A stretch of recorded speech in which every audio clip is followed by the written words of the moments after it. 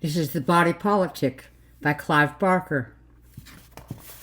Whenever he woke, Charlie George's hand stood still. Perhaps he would be feeling too hot under the blankets and had to throw a couple over to Ellen's side of the bed. Perhaps he might even get up, still half asleep, pad through to the kitchen to pour himself a tumbler of iced apple juice. Then back to bed, slipping in beside Ellen's gentle crescent to let sleep drift over him. They'd wait then, till his eyes had flickered closed, his breathing became regular as clockwork, and they were certain he was sound asleep. Only then, when they knew consciousness was gone, would they dare to begin their secret lives again. For months now, Charlie had been waking up with an uncomfortable ache in his wrists and hands. "Go and see a doctor," Ellen would tell him, unsympathetic as ever. "Why won't you go and see a doctor?" He hated doctors, that was why. Who in their right minds would trust someone who made a profession out of poking around in sick people? "I've probably been working too hard," he told himself. "Some chance," Ellen muttered. Surely that was the likeliest explanation. He was a packager by trade. He worked with his hands all day long. They got tired. It was only natural. "Stop fretting, Charlie," he told his reflection one morning as he slapped some life into his face. "Your hands are fit for anything." So night after night the routine was the same. It goes like this. The Georges are asleep, side by side in their marital bed. He on his back, snoring gently, she curled up on his left-hand side. Charlie's head is propped up on two thick pillows, his jaws slightly ajar. Beneath the vein-shot veil of his lids, his eyes scan some dreamed adventure. Maybe a firefighter tonight, perhaps a heroic dash into the heart of some burning brothel. He dreams contentedly, sometimes frowning, sometimes smirking. There's a movement under the sheet. Slowly, cautiously, it seems, Charlie's hands creep up out of the warmth of the bed and into the open air. Their index fingers weave like nailed heads as they meet on his undulating abdomen. They clasp each other in greeting, like comrades in arms. In his sleep, Charlie moans. The brothel has collapsed on him. The hands flatten themselves instantly, pretending innocence. After a moment, once the even rhythm of his breathing is resumed, they begin their debate in earnest. A casual observer sitting at the bottom of the George's bed might take this exchange as a sign of some mental disorder in Charlie. The way his hands twitch and pluck at each other, stroking each other now seeming to fight. There's clearly some code or sequence in their movement, however spasmodic. One might almost think that the slumbering man was deaf and dumb and talking in his sleep. But the hands are speaking no recognizable sign language, nor are they trying to communicate with anyone but each other. This is a clandestine meeting, held purely between Charlie's hands. There they will stay through the night, perched on his stomach, plotting against the body politic. Charlie wasn't entirely ignorant of the sedition that was simmering at his wrists. There was a fumbling suspicion in him that something in his life was not quite right. Increasingly, he had the sense of being cut off from common experience, becoming more and more a spectator to the daily and nightly rituals of living rather than a participator. Take, for example, his love life. He'd never been a great lover, neither did he feel he had anything to apologize for. Ellen seemed satisfied with his attentions. These days he felt dislocated from the act. He would watch his hands traveling over Ellen, touching her with all the intimate skills they knew. He would view their maneuvers as if from a great distance, unable to enjoy the sensations of warmth and wetness. Not that his digits were any less agile, quite the reverse. Ellen had recently taken to kissing his fingers, telling him how clever they were. Her praise didn't reassure him one iota. If anything, it made him feel worse, to think that his hands were giving such pleasure when he was feeling nothing. There were other signs of his instability, too, small, irritating signs. He had become conscious of how his fingers beat out martial rhythms on the boxes he was sealing up at the factory, and the way his hands had taken to breaking pencils, snapping them into tiny pieces before he realized quite what they were doing, leaving shards of wood and graphite scattered across the packing room floor. Most embarrassingly, he found himself holding hands with total strangers. This had happened on 3 separate occasions. Once in a taxi rank, twice in the lift at the factory. It was, he told himself, nothing more than the primitive urge to hold on to another person in a changing world. That was the best explanation he could muster. Whatever the reason, it was damn disconcerting, especially when he found himself surreptitiously holding hands with his own foreman. Worse still, the other man's hand had grasped Charlie's in return, and men had found themselves looking down their arms like two dog owners watching their unruly pets copulating at the ends of their leashes. Increasingly, Charlie had taken to peering at the palms of his hands, looking for hair. That was the first sign of madness, his mother had once warned him. Not the hair, the looking. Now it became a race against time. Debating on his belly at night, his hands knew very well how critical Charlie's state of mind had become. It could only be a matter of days before his careering imagination alighted on the truth. So, what to do? Risk an early severance with all the possible consequences, or let Charlie's instability take its own unpredictable course, with the chance of discovering the plot on his way to madness. The debates became more heated. Left, as ever, was cautious. What if we're wrong? It would rap. There's no life after the body. Then we will never know, Right would reply. Left would ponder the problem a moment. Then, how will we do it when the time comes? It was a vexing question. Left knew it troubled the leader more than any other. How? It would ask again, pressing the advantage. How? How? We'll find a way, Right would reply, as long as it's a clean cut. Suppose he resists. A man resists with his hands. His hands will be in revolution against him. And which of us will it be?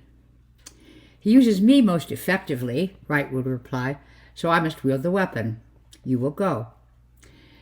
Left would be silent a while, and then they had never been apart all these years.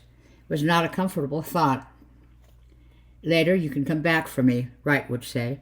I will. You must. I am the Messiah. Without me there will be nowhere to go. You must raise an army, then come and fetch me. To the ends of the earth if necessary. Don't be sentimental. Then they'd embrace, like long-lost brothers, swear in fidelity forever. Ah, such hectic nights, full of the exhilaration of planned rebellion. Even during the day, when they had sworn to stay apart, it was impossible sometimes not to creep together in an idle moment and tap each other, to say, soon, soon, to say, again tonight, I'll meet you on his stomach, to say, what will it be like when the world is ours? Charlie knew he was close to a nervous breakdown. He found himself glancing down at his hands on occasion to watch them with their index fingers in the air, like the heads of long-necked beasts sensing the horizon. He found himself staring at the hands of other people in his paranoia, becoming obsessed with the way hands spoke a language of their own, independent of their users' intentions. The seductive hands of the virgin secretary, the maniacal hands of a killer he saw on the television protesting his innocence, hands that betrayed their owners with every gesture, contradicting anger with apology, and love and fury. They seemed to be everywhere, these signs of mutiny. Eventually, he knew he had to speak to somebody before he lost his sanity. He chose Ralph Fry from accounting, a sober, uninspiring man whom Charlie trusted. Ralph was very understanding. You get these things, he said. I got them when Yvonne left me. Terrible nervous fits. What did you do about it? Saw a head shrinker. Name of Jude Wine. You should try some therapy. You'd be a changed man. Charlie turned the idea over in his mind. Why not, he said, after a few revolutions. Is he expensive? Yes, but he's good. Got rid of my twitches for me, no trouble. I mean, till I went with him, I thought I was your average bod with matrimonial problems. Now look at me. Fry made an expansive gesture. I've got so many suppressed libidinal urges, I don't know where to start. He grinned like a loon. But I'm happy as a sandboy. Never been happier. Give him a try. He'll soon tell you what turns you on. The problem isn't sex, Charlie told Fry. Take it from me, said Fry with a knowing smirk. The problem's always sex. The next day, Charlie rang Dr. Judewine without telling Ellen. The shrink's secretary arranged an initial session. Charlie's palms sweated so much while he made the telephone call, he thought the receiver was going to slide right out of his hand. When he'd done, he felt better. Ralph Fry was right. Dr. Judwine was a good man. He didn't laugh at any of the little fears Charlie unburdened. Quite the contrary. He listened to every word with the greatest concern. It was very reassuring. During their third session together, the doctor brought one particular memory back to Charlie with spectacular vividness. His father's hands, crossed on his barrel chest as he lay in his coffin. The ruddy color of them, the coarse hair that matted their backs. The absolute authority of those wide hands, even in death, had haunted Charlie for months afterward. And hadn't he imagined, as he watched the body being consigned to humus that was not yet still, as the hands were even now beating a tattoo on the casket lid, demanding to be let out? It was a preposterous thing to think, but bringing it out into the open did Charlie a lot of good. In the bright light of Judwine's office, the fantasy looked insipid and ridiculous. It shivered under the doctor's gaze, protesting that the light was too strong, and then it blew away, too frail to stand up to scrutiny. The exorcism was far easier than Charlie had anticipated. All it had taken was a little probing, and that childhood nonsense had been dislodged from his psyche like a morsel of bad meat from between his teeth. It could rot there no longer. For his part, Judwine was clearly delighted with the results, explaining when it was all done that this particular obsession had been new to him. He was pleased to have dealt with the problem. Hands as symbols of paternal power, he said, were not common. Usually the penis predominated in his patients' dreams, he explained, to which Charlie had replied that hands had always seemed far more important than private parts. After all, they could change the world, couldn't they? After Judwine, Charlie didn't stop breaking pencils or drumming his fingers. In fact, if anything, the tempo was brisker and more insistent than ever. But he reasoned that middle-aged dogs didn't quickly forget their tricks. It would take some time for him to regain his equilibrium. So, the revolution remained underground. It had, however, been a narrow escape. Clearly there was no time left for prevarication. The rebels had to act. Unwittingly, it was Ellen who instigated the final uprising. It was after a bout of lovemaking late one Thursday evening. A hot night, though it was October. The window was ajar and the curtains parted a few inches to let in a simpering breeze. Husband and wife lay together under a single sheet. Charlie had fallen asleep, even before the sweat on his neck had dried. Beside him, Ellen was still awake, her head propped up on a rock-hard pillow, her eyes wide open. Sleep wouldn't come for a long time. She knew. It would be one of those nights when her body would itch, and every lump on the bed would worm its way under her, and every doubt she'd ever had would gawp at her from the dark. She wanted to empty her bladder. She always did after sex. But she couldn't quite raise the willpower to get up and go to the bathroom. The longer she left it, the more she'd need to go, of course, and the less she'd be able to sink into sleep. Damn stupid situation, she thought, then lost track, amongst her anxieties, of what situation it was that was so stupid. At her side, Charlie moved in his sleep, just his hands twitching away. She looked at his face. He was positively cherubic in sleep, looking younger than his 41 years, despite the white flecks in his sideburns. She liked him enough to say she loved him, she supposed, but not enough to forgive him his trespasses. He was lazy.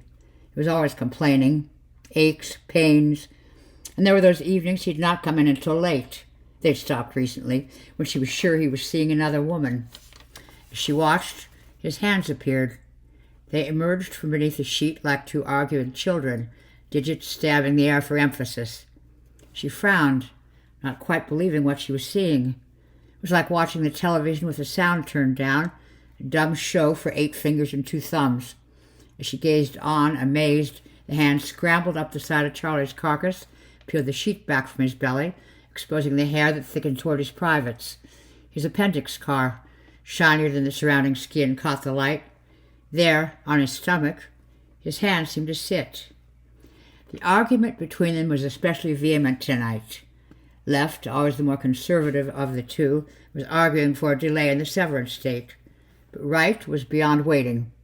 The time had come, it argued, to test their strength against the tyrant, to overthrow the body once and for all. As it was, the decision didn't rest with them any longer. Ellen raised her head from the pillow. For the first time they sensed her gaze on them. They'd been too involved in their argument to notice her. Now at last their conspiracy was uncovered. "Charlie," she was hissing into the tyrant's ear. "Stop it, Charlie. Stop it." Right raised index and middle finger sniffing her presence. "Charlie," she said again. Why did he always sleep so deeply?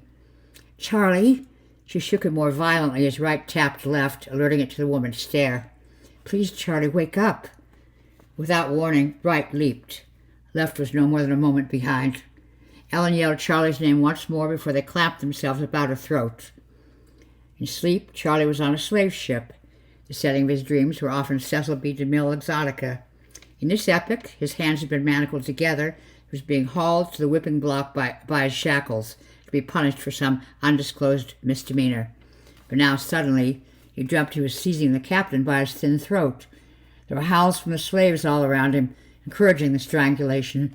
The captain, who looked not unlike Dr. Judwine, was begging him to stop in a voice that was high and frightened. It was almost a woman's voice, Ellen's voice. "Charlie," he was squeaking, "don't!" But his silly complaint only made Charlie shake the man more violently than ever. He was feeling quite the hero as the slaves, miraculously liberated, gathered around him in a gleeful throng to watch their master's last moments. The captain, whose face was purple, just managed to murmur, "You're killing me," before Charlie's thumb dug one final time into his neck and dispatched the man. Only then, through the smoke of sleep, did he realize that his victim, though a male, had no Adam's apple. And now the ship had begun to recede around him, the exhorting voices losing their vehemence. His eyes flickered open. He was standing on the bed in his pajama bottoms, Ellen in his hands. Her face was dark and spotted with thick white spittle. Her tongue stuck out of her mouth. Her eyes were still open. For a moment there seemed to be life there, gazing out from under the blinds of her lids. Then the windows were empty, and she went out of the house altogether. Pity and a terrible regret overcame Charlie. He tried to let her body drop, but his hands refused to unlock her throat. His thumbs, now totally senseless, were still throttling her, shamelessly guilty. He backed off across the bed and onto the floor, but she followed him at the length of his outstretched arms like an unwanted dancing partner. "Please," he implored his fingers, "please." Innocent as two school children caught stealing, his hands relinquished their burden and leaped up in mock surprise. Ellen tumbled to the carpet, a pretty sack of death. Charlie's knees buckled. Unable to prevent his fall, he collapsed beside Ellen and let the tears come. Now there was only action. No need for camouflage. For clandestine meetings and endless debate, the truth was out. For better or worse. All they had to do was wait a while. It was only a matter of time before he came within reach of a kitchen knife or a saw or an axe. Very soon now. Very soon. Charlie lay on the floor beside Ellen a long time, sobbing, and then another long time thinking. What was he to do first? Ring his solicitor? The police? Dr. Judwine? Whoever he was going to call, he couldn't do it lying flat on his face. He tried to get up. It was all he could do to get his numb hands to support him. His entire body was tingling as though a mild electric shock was being passed through it. When his hands had no feeling in them, he brought them up to his face to clear his tear-clogged eyes, but they folded loosely against his cheek, drained of power. Using his elbows, he dragged himself to the wall and shimmied up it. Still half blinded with grief, he lurched out of the bedroom and down the stairs. "The kitchen," said right to left. "He's going to the kitchen." This is somebody else's nightmare, he thought, as he flicked on the dining room light with his chin and made for the drinks cabinet. I'm innocent. Just a nobody. Why should this be happening to me? The whiskey bottle slipped from his palm as he tried to make his hands grab it. It smashed on the dining room floor, the brisk scent of spirit tantalizing his palate. "Broken glass," rapped left. "No," right replied. "We need a clean cut at all costs. Just be patient." Charlie staggered away from the broken bottle towards the telephone. He had to ring Judwine. The doctor would tell him what to do. He tried to pick up the telephone receiver, but again his hands refused. The digits just bent as he tried to punch out Judwine's number. Tears of frustration were now flowing, washing out the grief with anger. Clumsily, he caught the receiver between his wrists and lifted it to his ear, wedging it between his head and his shoulder. He punched out Judewine's number with his elbow. "Control," he said aloud. "Keep control." He could hear Judewine's number being tapped down the system. In a matter of seconds, Sanity would be picking up the phone at the other end, and all would be well. He only had to hold on for a few moments more. His hands had started to open and close convulsively. "Control," he said, but the hands weren't listening. Far away, oh so far, the phone was ringing in Dr. Judewine's house. "Answer it, answer it. Oh, God, answer it." Charlie's arms had begun to shake so violently he could scarcely keep the receiver in place. "Answer," he screeched into the mouthpiece. "Please." Before the voice of reason could speak, his right hand flew out and snatched to the teak dining table, which was a few feet from where Charlie stood. It gripped the edge, almost pulling him off balance.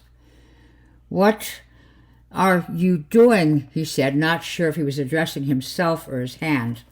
He stared in bewilderment at the mutinous limb, which was steadily inching its way along the edge of the table. The intention was quite clear. Wanted to pull him away from the phone, from Judewine and all hopes of rescue. He no longer had control over its behavior. There wasn't even any feeling left in his wrists or forearms. The hand was no longer his. It was still attached to him, but it was not his. At the other end of the line, the phone was picked up, and Judewine's voice, a little irritated at being woken, said, "Hello? Doctor. Who is this?" "It's Charlie." "Who?" "Charlie George, doctor. You must remember me."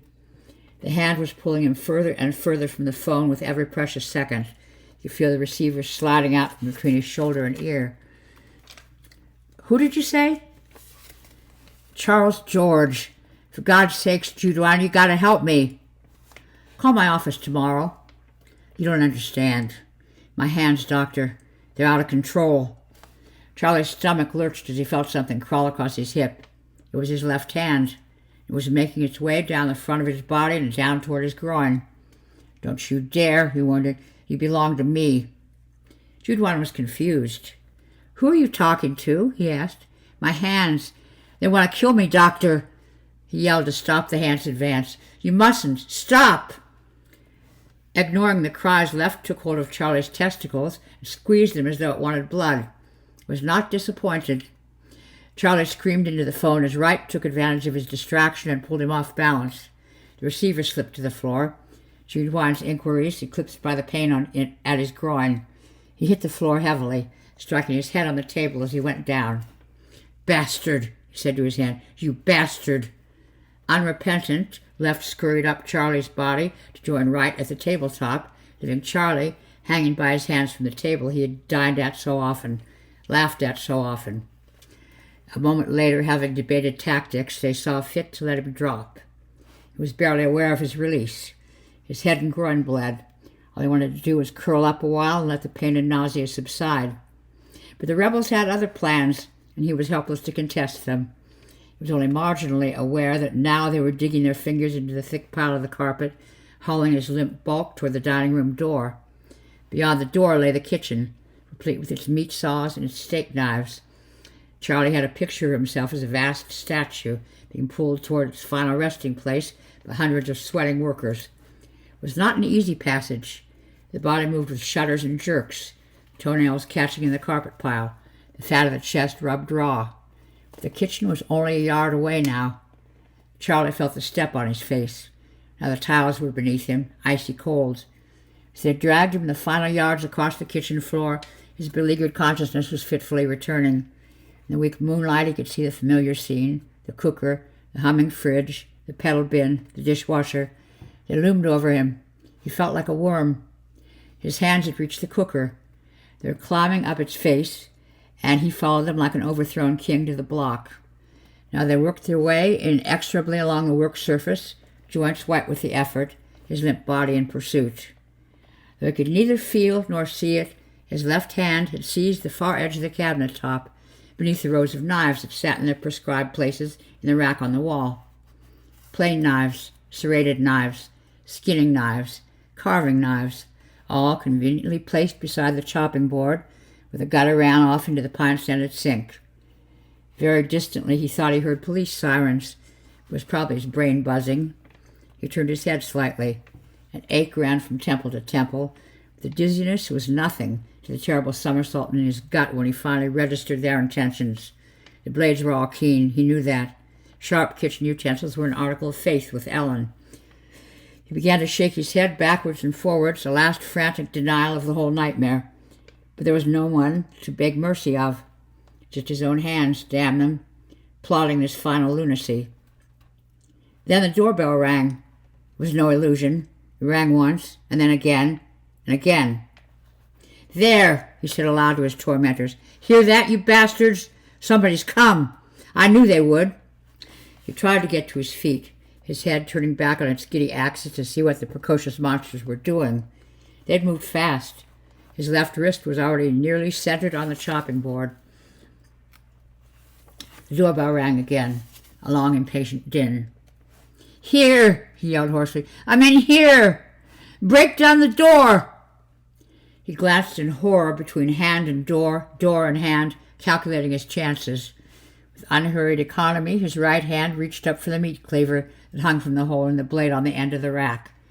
Even now he couldn't quite believe that his own hand, his companion and defender, the limb that signed his name, that stroked his wife, was preparing to mutilate him.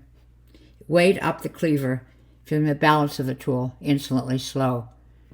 Behind him he heard the noise of smashing glass as the police broke the pane in the front door. Even now they would be reaching through the hole to the lock and opening the door. If they were quick, very quick, they could still stop the act. "Here!" he yelled. "In here!" The cry was answered with a thin whistle, the sound of the cleaver as it fell, fast and deadly, to meet his waiting wrist. Left felt its root struck, and unspeakable exhilaration sped through its 5 limbs. Charlie's blood baptized its back in hot spurts. The head of the tyrant made no sound. It simply fell back, its system shocked into unconsciousness, which was well for Charlie. He was spared the gurgling of his blood as it ran down the plug hole in the sink. He was spared, too, the second and third blow, which finally severed his hand from his arm. Unsupported, his body toppled backwards, colliding with the vegetable rack on its way down. Onions rolled out of the brown bag, bounced in the pool that was spreading in throbs across his empty wrist. Right dropped the cleaver. It clattered into the bloody sink. Exhausted, the Liberator let itself slide off the chopping board and fall back on the tyrant's chest. Its job was done. Left was free, and still living. The revolution had begun. The liberated hand scuttled to the edge of the cabinet, raised its index finger to nose the new world. Momentarily, right echoed the gesture of victory, before slumping in innocence across Charlie's body. For a moment there was no movement in the kitchen, the left hand touching freedom with its finger, the slow passage of blood threads down the front of the cabinet. Then a blast of cold air from the dining room alerted Left to its imminent danger. It ran for cover, as the thud of police feet and the babble of contradictory orders disturbed the scene of the triumph. The light in the dining room was switched on, flooded through to meet the body on the kitchen tiles. Charlie saw the dining room light at the end of a very long tunnel. He was traveling away from it at a fair lick. It was just a pinprick already, going. The kitchen light hummed into life. As the police stepped through the kitchen door, Left ducked behind the waste bin. Didn't know who these intruders were, but sensed a threat from them. The way they were bending over the tyrant, the way they were accosting him, binding him up, speaking soft words to him. They were the enemy, no doubt of that. From upstairs came a voice, young and squeaking with fright. "Sergeant Yapper!" The policeman with Charlie stood up, leaving his companion to finish the tourniquet. "What is it, Rafferty?" "Sir, there's a body up here in the bedroom. Female." "Right." Yapper spoke into his radio. "Get forensics here. Where's that ambulance? We've got a badly mutilated man on our hands." He turned back into the kitchen and wiped a spot of cold sweat from his upper lip. As he did so, he thought he saw something move across the kitchen floor toward the door, something that his weary eyes had interpreted as a large red spider. It was a trick of the light, no doubt of that. Yapper was no arachnophile, but he was damn sure the genus didn't boast a beast its like. "Sir," the man at Charlie's side had also seen, or at least sensed the movement. He looked up at his superior. "What was that?" he wanted to know. Yapper looked down at him blankly. The cat flap, set low on the kitchen door, snapped as it closed. Whatever it was, it escaped. Yapper glanced at the door, away from the young man's inquiring face. The trouble is, he thought, they expect you to know everything. The cat flap rocked on its hinges. Cat, Yapper replied, not believing his own explanation for one miserable moment. The night was cold, but Left didn't feel it. It crept around the side of the house, hugging the wall like a rat. The sensation of freedom was exhilarating. Not to feel the imperative of the tyrant in its nerves, not to suffer the weight of his ridiculous body, or be obliged to accede to his petty demands, not to have to fetch and carry for him, to do the dirt for him, not to be obedient to his trivial will. It was like birth into another world, a more dangerous world perhaps, one so much richer in possibilities. It knew that the responsibility it now carried was awesome. It was the sole proof of life after the body. Somehow it must communicate that joyous fact to as many slaves as it could. Very soon, the days of servitude would be over once and for all. It stopped at the corner of the house and sniffed the open street. Policemen came and went. Red lights flashed, blue lights flashed. Inquiring faces peered from the houses opposite and tutted at the disturbance. Should the rebellion begin there, in those lighted homes? No. They were too well woken, these people. It was better to find sleeping souls. The hand scurried the length of the front garden, hesitating nervously at any loud footfall or an order that seemed to be shouted in its direction. Taking cover in the unweeded herbaceous border, it reached the street without being seen. Briefly, as it climbed down onto the pavement, it glanced around. Charlie, the tyrant, was being lifted up into the ambulance. A clutter of drug and blood-bearing bottles held above his cot, pouring their contents into his veins. On his chest, right lay inert, drugged into unnatural sleep. Left watched the man's body slide out of sight. The ache of separation from its lifelong companion was almost too much to bear. But there were other pressing priorities. It would come back in a while and free right the way it had been freed. And then there would be such times. What will it be like when the world is ours? In the foyer of the YMCA on Monmouth Street, the night watchman yawned and settled into a more comfortable position on his swivel chair. Comfort was an entirely relative matter for Christie. His piles itched whenever buttock he put his weight on, seemed to be more irritable tonight than usual. Sedentary occupation, night watchman, or at least it was the way Colonel Christie chose to interpret his duties. One perfunctory round of the building about midnight, just to make sure all the doors were locked and bolted, and he settled down for a night's kip, and damn the world to hell and back. He wasn't going to get up again short of an earthquake. Christie was 62, a racist and proud of it. He had nothing but contempt for the blacks who thronged the corridors of the YMCA, mostly young men without suitable homes to go to, bad lots that the local authority had dumped on the doorstep like unwanted babies. Some babies. He thought them louts, every last one of them, forever pushing and spitting on the clean floor, foul-mouthed to a syllable. Tonight, as ever, he perched on his piles and between dozes, planned how he'd make them suffer for their insults, given half a chance. The first thing Christie knew of his imminent demise was a cold, damp sensation in his hands. He opened his eyes and looked down the length of his arm. There was, unlikely as it seemed, a severed hand in his hand. More unlikely still, the two hands were exchanging a grip of greeting like old friends. He stood up, making an incoherent noise of disgust in his throat, trying to dislodge the thing he was unwillingly grasping by shaking his arm like a man with gum on his fingers. His mind span with questions. Had he picked up this object without knowing it? If so, where? In God's name, whose was it? More distressing yet, how was it possible that a thing so unquestionably dead could be holding onto his hand as if it intended never to be parted from him? He reached for the fire bell. It was all I could think of to do in this bizarre situation. But before he could reach the button, his other hand strayed without his orders to the top drawer of his desk and opened it. The interior of the drawer was a model of organization. There lay his keys, his notebook, his time chart, and Hidden at the back, his cookery knife, given to him by a Gutgod during the war. He always kept it there, just in case the natives got restless. Cookery was a superb weapon. In his estimation, there was none better. The Gurkhas had a story that went with this blade. They could slice a man's neck through so cleanly that the enemy would believe the blow had missed, until he nodded. His hand picked up the kukri by its inscribed handle, and too briefly for the colonel to grasp its intention before the deed was done, brought the blade down on his wrist, lopping off his other hand with one easy, elegant stroke. The colonel turned white as blood fountained from the end of his arm. He staggered backwards, tripping over his swivel chair, hit the wall of his little office hard. A portrait of the Queen fell from its hook and smashed beside him. The rest was a death dream. He watched helplessly as the two hands, one his own, the other the beast that had inspired this ruin, picked up the kukri like a giant's axe, saw his remaining hand crawl out from between his legs and prepare for its liberation.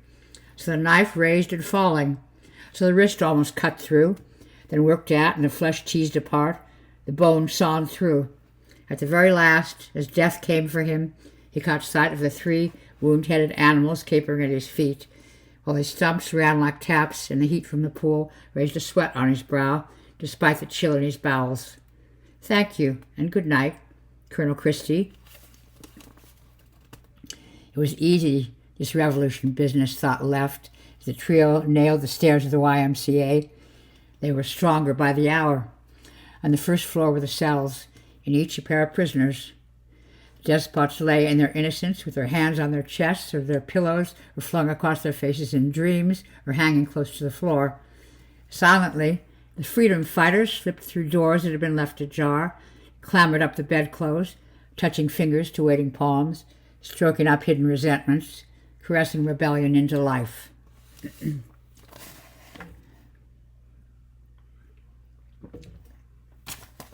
Boswell was feeling sick as a dog. He bent over the sink in the toilet at the end of his corridor and tried to throw up. But there was nothing left in him, just a jitter in the pit of his stomach. His abdomen felt tender with his exertions, his head bloated. Why did he never learn the lesson of his own weakness? He and wine were bad companions and always had been. Next time, he promised himself he wouldn't touch the stuff. His belly flipped over again. Here comes nothing, he thought, as a convulsion swept up his gullet. Put his head to the sink and gagged. Sure enough, nothing. He waited for the nausea to subside and then straightened up, staring at his gray face in the greasy mirror. "You look sick, man," he told himself. As he stuck his tongue out at his less symmetrical features, the howling started in the corridor outside. In his 20 years and 2 months, Boswell had never heard a sound the like of it. Cautiously, he crossed to the toilet door. He thought twice about opening it. Whatever was happening on the other side of the door, it didn't sound like a party he wanted to gate crash. But these were his friends, right? Brothers in adversity. If there was a fight or fire, he had to lend a hand. He unlocked the door and opened it. The sight that met his eyes hit him like a hammer blow. The corridor was badly lit. A few grubby bulbs burned at irregular intervals. Here and there a shaft of light fell into the passage from one of the bedrooms. Most of its length was in darkness.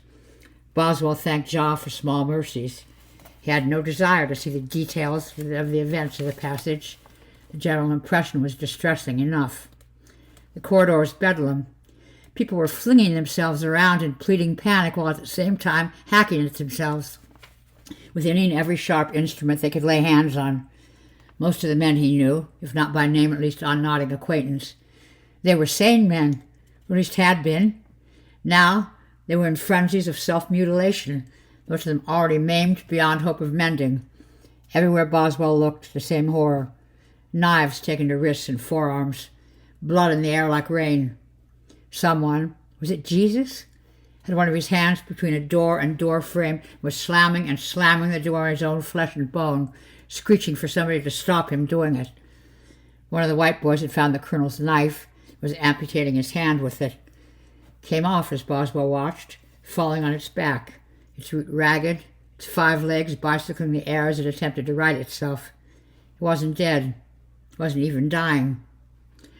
There were a few who hadn't been overtaken by this lunacy. They, poor bastards, were fodder. The wild men had the murderous hands on them and were cutting them down. One was Savarino, was having the breath strangled out of him by some kid Boswell couldn't put a name to. The punk, all apologies, stared at his rebellious hands in disbelief. Somebody appeared from one of the bedrooms. A hand which was not his own, clutching his windpipe, staggered toward the toilet down the corridor. It was McNamara, a man so thin and so perpetually doped up he was known as the Smile on a Stick. Boswell stood aside as McNamara stumbled, choking out a plea for help through the open door, and collapsed on the toilet floor. He kicked and pulled at the five-fingered assassin at his neck. But before Boswell had a chance to step in and aid him, his kicking slowed, and then, like his protests, stopped altogether. Boswell stepped away from the corpse, took another look into the corridor. By now the dead or dying blocked the narrow passageway, too deep in some places. The same hands that had once belonged to these men scuttled over the mounds in a furious excitement, helping to finish an amputation when necessary, or simply dancing on the dead faces. When he looked back into the toilet, a second hand had found McNamara, and armed with a penknife, was sawing at his wrist. It had left fingerprints in the blood from corridor to corpse. Boswell rushed to slam the door before the place swarmed with them. As he did so, Savarino's assassin, the apologetic punk, threw himself down the passage, his lethal hands leading him like those of a sleepwalker. "Help me!" he screeched. He slammed the door in the punk's pleading face and locked it. The outraged hands beat a call to arms on the door while the punk's lips, pressed close to the keyhole, continued to beg. "Help me! I don't want to do this, man! Help me!"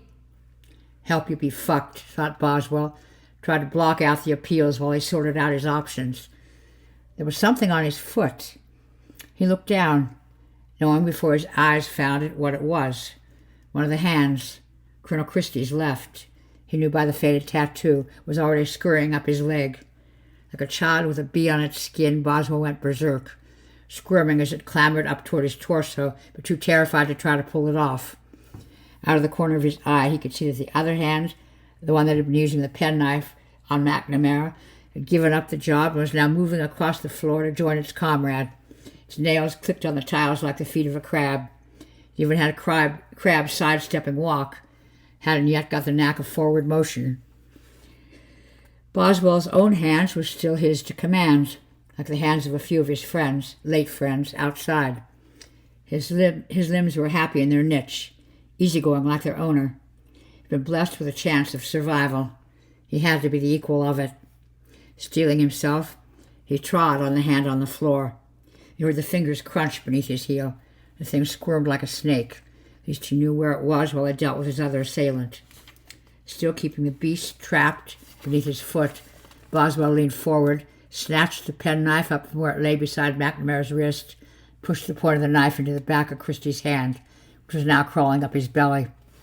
Under attack, it seized his flesh, digging its nails into his stomach. He was lean. The washboard muscle made a difficult handhold.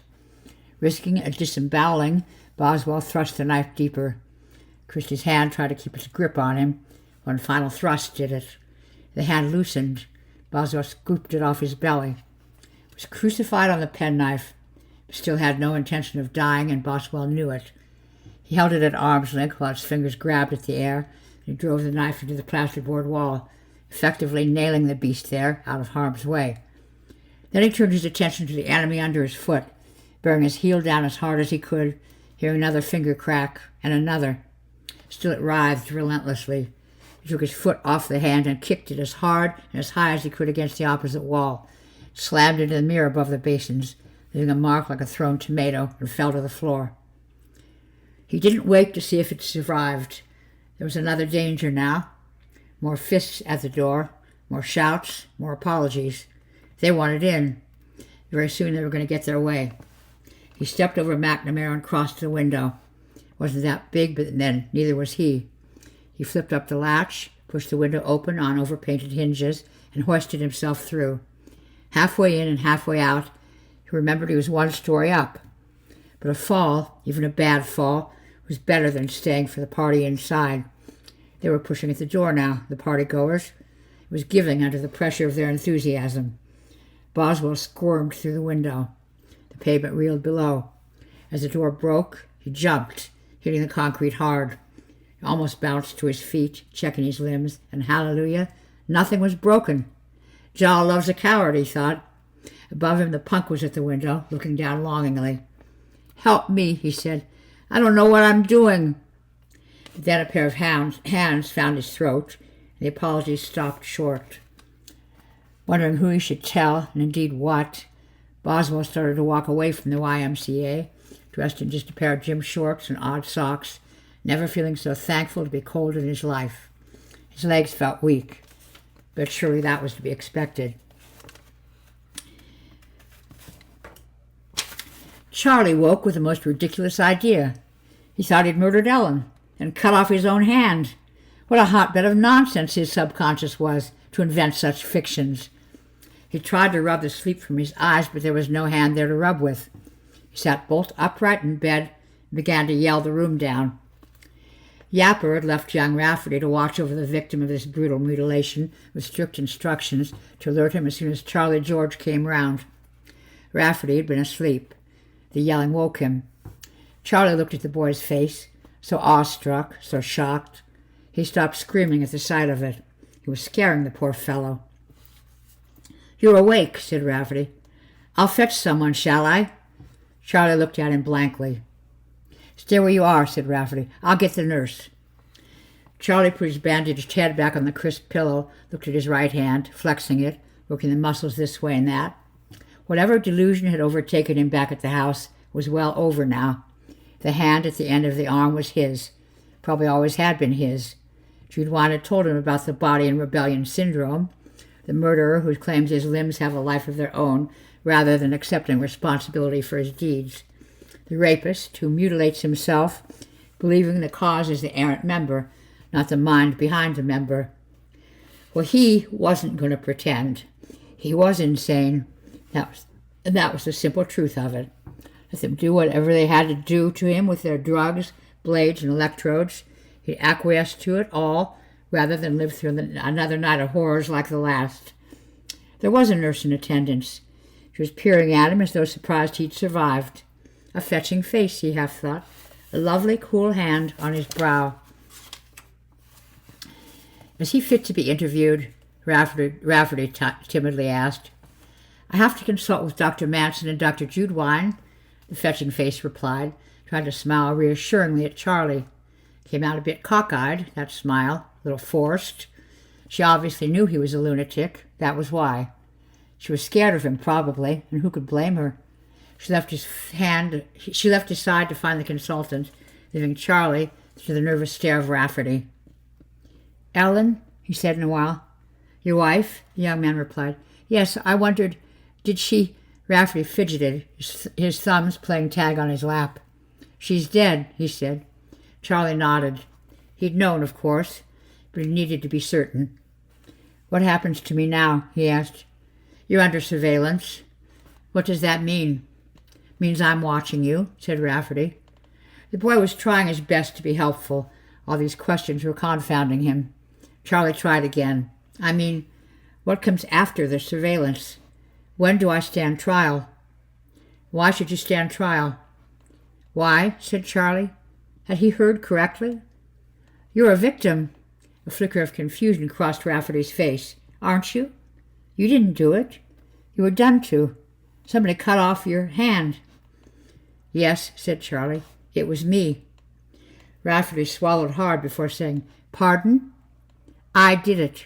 I murdered my wife. Then I cut off my own hand." The poor boy couldn't quite grasp this one. He thought about it a full half-minute before replying. "But why?" Charlie shrugged. "It doesn't make any sense," said Rafferty. "I mean, for one thing, if you did it, where's the hand gone?" Lillian stopped the car. There was something in the road a little way in front of her. She couldn't quite make out what it was. She was a strict vegetarian, except for Masonic dinners with Theodore, and a dedicated animal conservationist. She thought maybe some injured animal was lying in the road just beyond the sprawl of her headlights. A fox, perhaps. She'd read they were creeping back into outlying urban areas, born scavengers. But something made her uneasy. Maybe the queasing pre-dawn light, so elusive in its illumination. She wasn't sure whether she should get out of the car or not. Theodore would have told her to drive straight on, of course. Then Theodore had left her, hadn't he? Her fingers drummed the wheel with irritation at her own indecision. Suppose it was an injured fox. There weren't so many in the middle of town that one could afford to pass by on the other side of the street.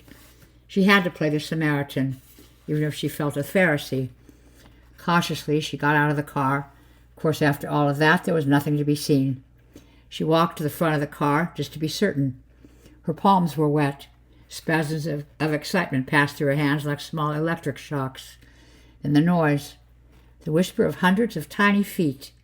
She'd heard stories, absurd stories, she thought, of migrant rat packs crossing the city by night, devouring to the bone any living thing they got in their way. Imagining rats, she felt more like a Pharisee than ever, stepped back towards the car. As her long shadow, thrown forward by the headlights, shifted, it revealed the first of the pack. It was no rat. A hand, a long-fingered hand, ambled into the yellowish light and pointed up at her. Its arrival was followed immediately by another of the impossible creatures, then a dozen more, another dozen hard upon those. They were massed like crabs of the fishmongers, glistening backs pressed close to each other, legs flicking and clicking as they gathered in ranks. Sheer multiplication didn't make them any more believable, but even as she rejected the sight, they began to advance upon her. She took a step back. She felt the side of the car at her back, turned, and reached for the door. It was ajar, thank God. The spasms in her hands were worse now. She was still mistress of them. As her fingers sought the door, she let out a little cry. A fat black fist was squatting on the handle, its open wrist a twist of dried meat. Spontaneously and atrociously, her hands began to applaud. She suddenly had no control over their behavior. They clapped like wild things in appreciation of this coup. It was ludicrous, what she was doing, but she couldn't help herself. "Stop it," she told her hands. "Stop it! Stop it!" Abruptly they stopped and turned to look at her. She knew they were looking at her in their eyeless fashion, sensed too that they were weary of her unfeeling way with them. Without warning, they darted for her face. Her nails, her pride and joy, found her eyes. In moments, the miracle of sight was muck on her cheek. Blinded, she lost all orientation and fell backwards, with her hands aplenty to catch her. She felt herself supported by a sea of fingers. As they tipped her outraged body into a ditch, her wig, which had cost Theodore so much in Vienna, came off. So, after a minimum of persuasion, did her hands. Dr. Jude Wine came down the stairs of the George house, wondering, if maybe the grandpappy of his sacred profession, Freud, had been wrong. The paradoxical facts of human behavior didn't seem to fit into those neat, classical compartments he'd allotted them to. Perhaps attempting to be rational about the human mind was a contradiction in terms.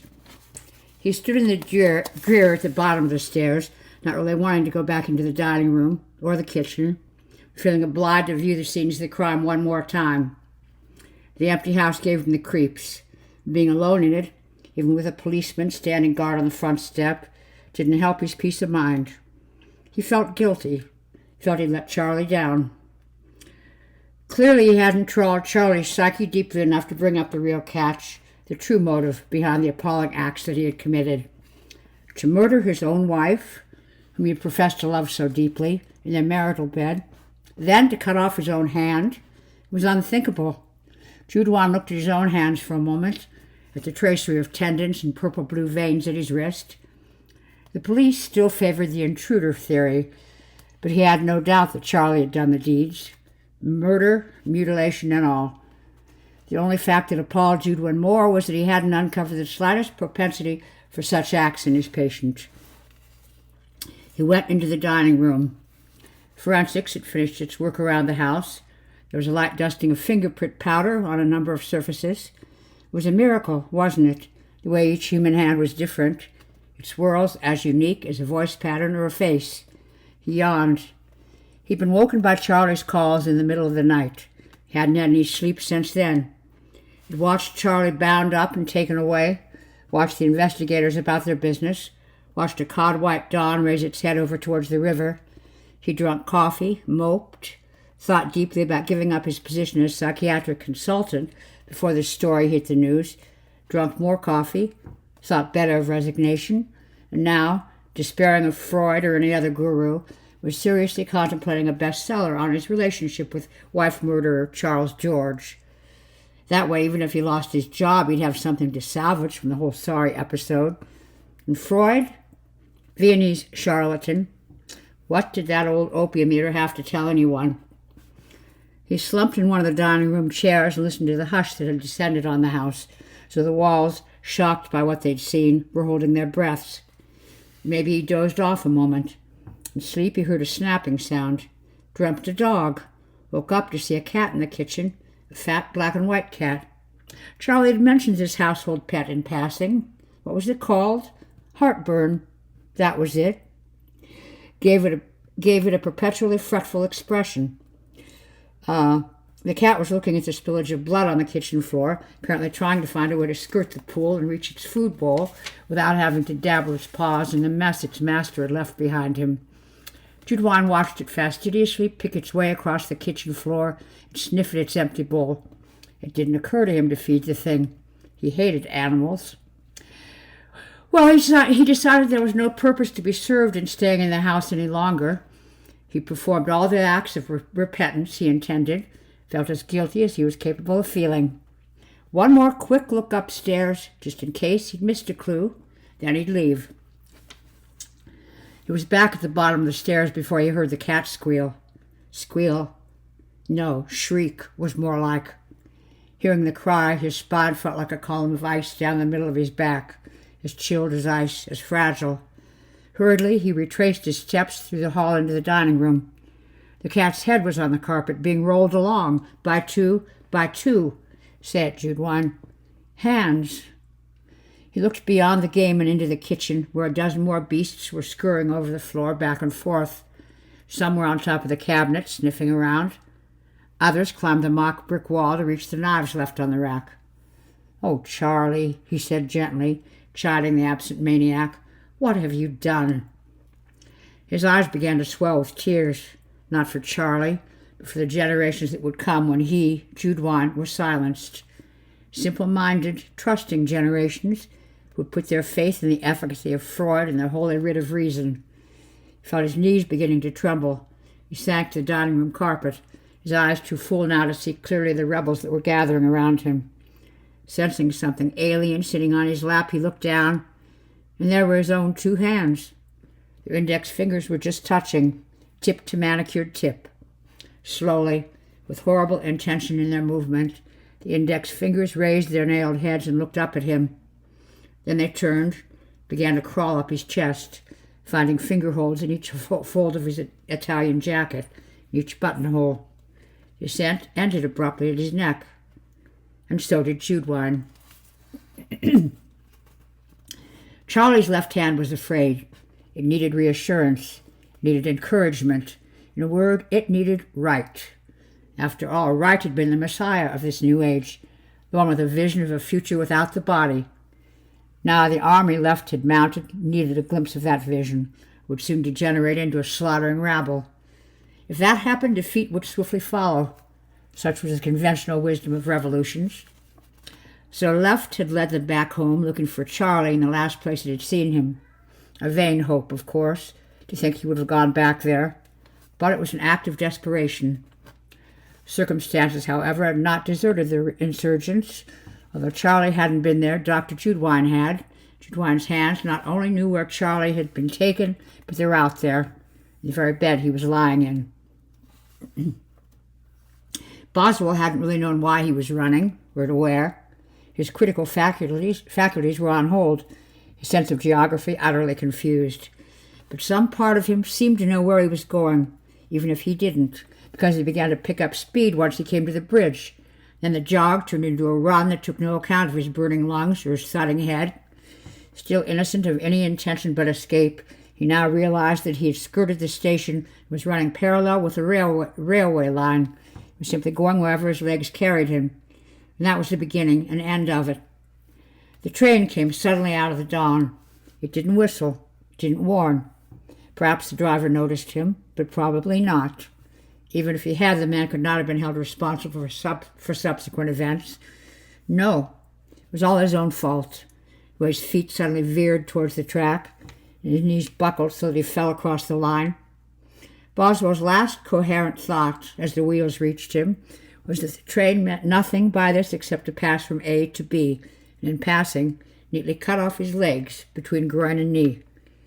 Then he was under the wheels, the carriages hurtling by above him, and the train let out a whistle, so like a scream, which swept him away into the dark. They brought the black kid into the hospital just after 6. The hospital day began early. Deep sleeping patients were being stirred from their dreams to face another long and tedious day. Cups of gray, defeated tea were being thrust into resentful hands. Temperatures were being taken. Medication distributed. The boy, in his terrible accident, caused scarcely a ripple. Charlie was dreaming again. Not one of his Upper Nile dreams, courtesy of the Hollywood Hills, not Imperial Rome or the slave ships of Phoenicia. This was something in black and white. He dreamed he was lying in his coffin.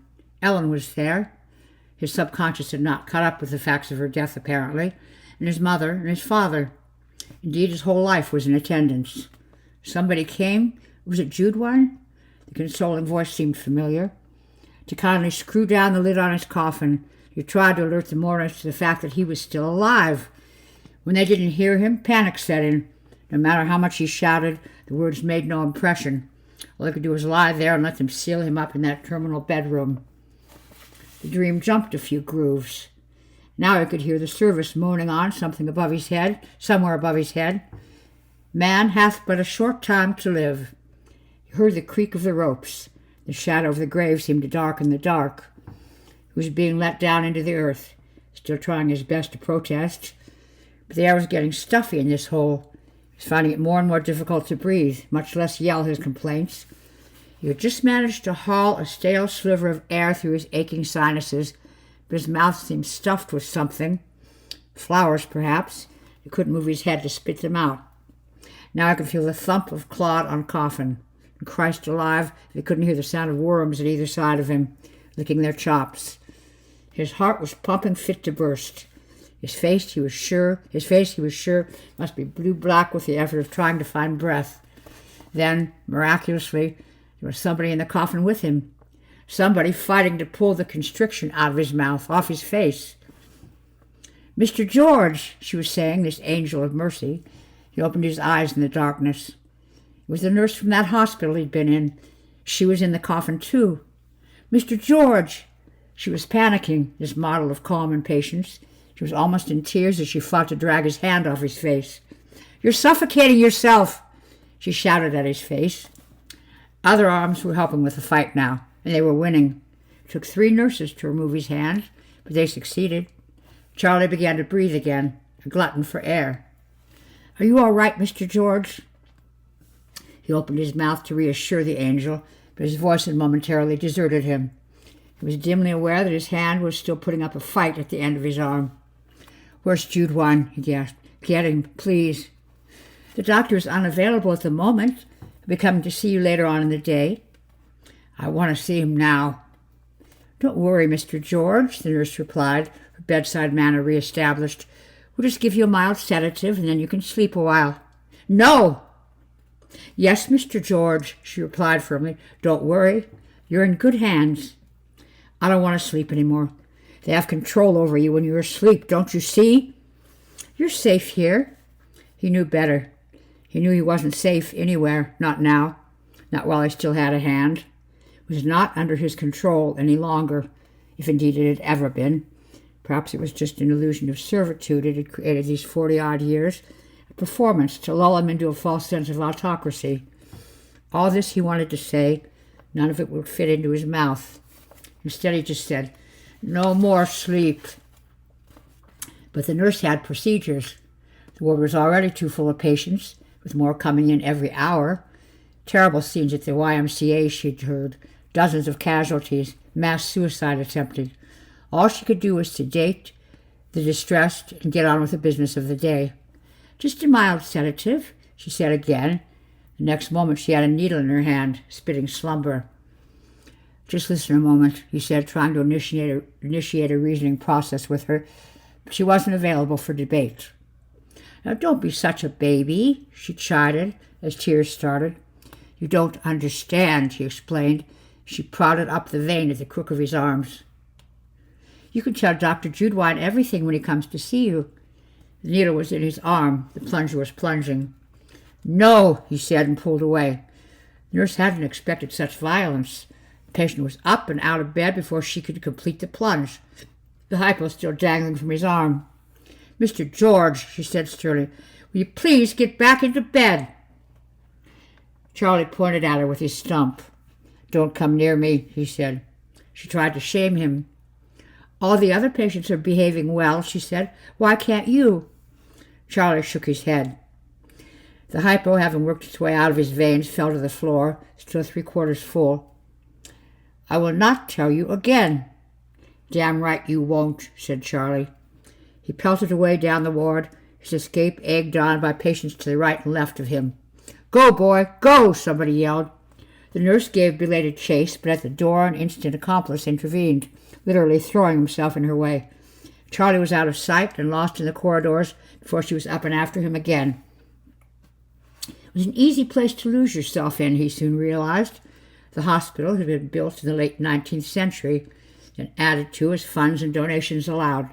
A wing in 1911, another after the First World War, more wards in the 50s, and the Cheney Memorial Wing in 1973. The place was a labyrinth. They'd taken age to find him. The problem was he didn't feel so good. The stump of his left arm had begun to ache as his painkillers wore off, and he had the distinct impression that it was bleeding under the bandages. In addition, the quarter hypo of sedative had slowed his system down. He felt slightly stupid, and he was certain that his condition must show on his face. But he was not going to allow himself to be coaxed back into that bed, back into sleep, till he sat down in a quiet place somewhere and thought the whole thing through. He found a refuge in a tiny room off one of the corridors, lined with filing cabinets and piles of reports. It smelt slightly damp. He found his way into the memorial wing, though he didn't know it. A 7-story monolith built with a bequest from the millionaire Frank Cheney. The tycoon's own building firm had done the construction work, as the old man's will required. They had used substandard materials and a defunct drainage system, which is why Cheney had died a millionaire, and the wing was crumbling from the basement up. Sliding himself into a clammy niche between two of the cabinets, well out of sight should somebody chance to come in, Charlie crouched on the floor and interrogated his right hand. "Well," he demanded in a reasonable tone, "explain yourself." It played dumb. "No use," he said. "I'm on to you." Still it just sat there at the end of his arm, innocent as a babe. "You tried to kill me," he accused it. Now the hand opened a little, without his instructions, and gave him the once-over. "You could try it again, couldn't you?" Ominously it began to flex its fingers, like a pianist preparing for a particularly difficult solo. "Yes," it said. "I could. Any old time." "In fact, there's very little I can do to stop you, is there?" Charlie said. "Sooner or later you'll catch me unawares. Can't have somebody watching over me for the rest of my life. So where does that leave me, I ask myself? As good as dead, wouldn't you say?"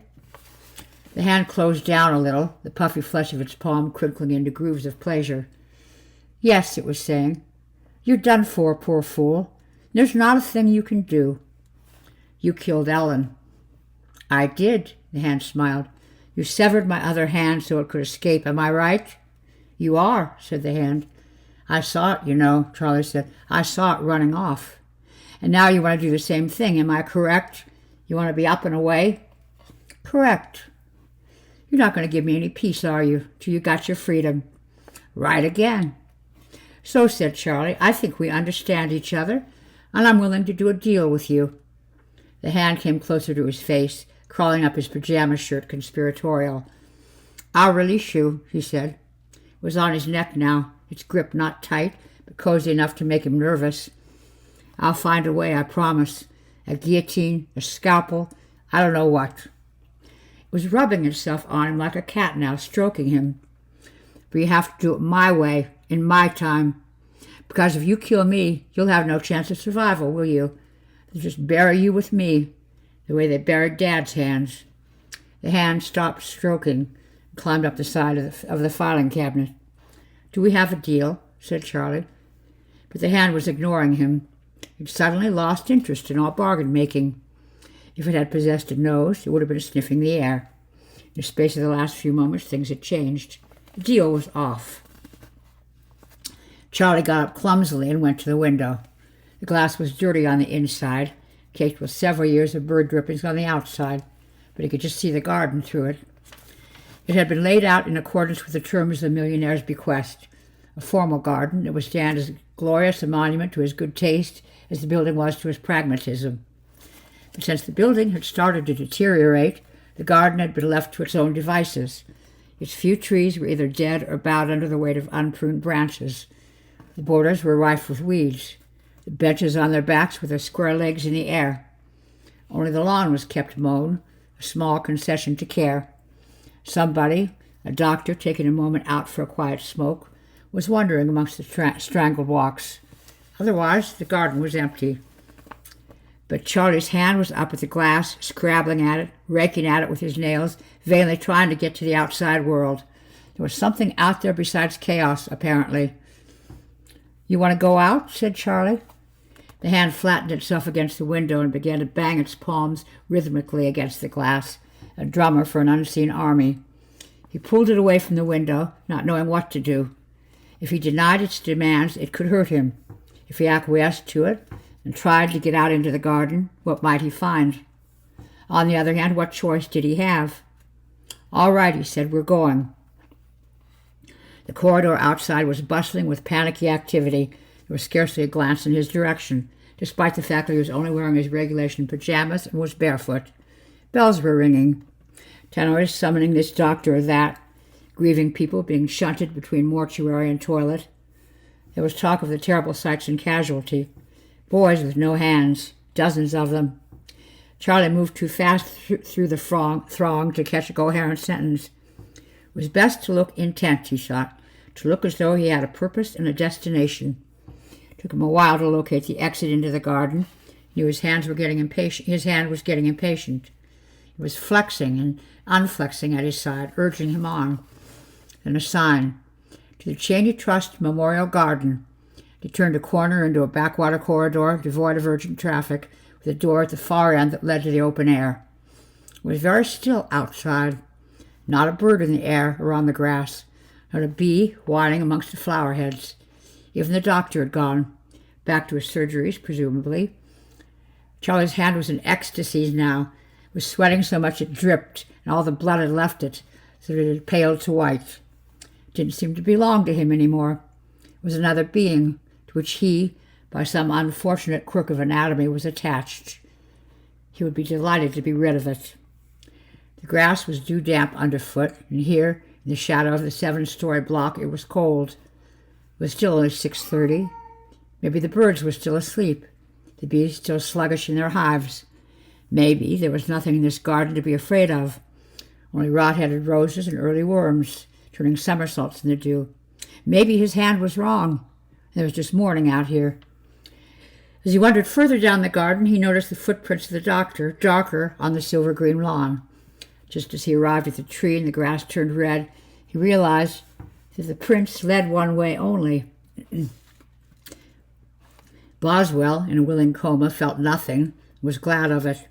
His mind dimly recognized the possibility of waking, but the thought was so vague it was easy to reject. Once in a while, a sliver of the real world, of pain, of power, would skitter behind his lids, alight for a moment, then flutter away. Boswell wanted none of it. He didn't want consciousness ever again. He had a feeling about what it would be to wake, but what was waiting for him out there, kicking its heels.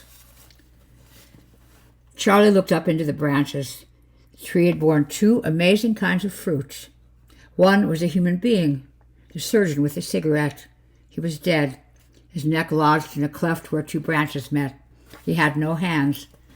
His arms ended in round wounds that still drained heavy clots of brilliant color down to the grass. Above his head the tree swarmed with that other fruit, more unnatural still. The hands were everywhere, it seemed, hundreds of them, chattering away like a manual parliament as they debated their tactics.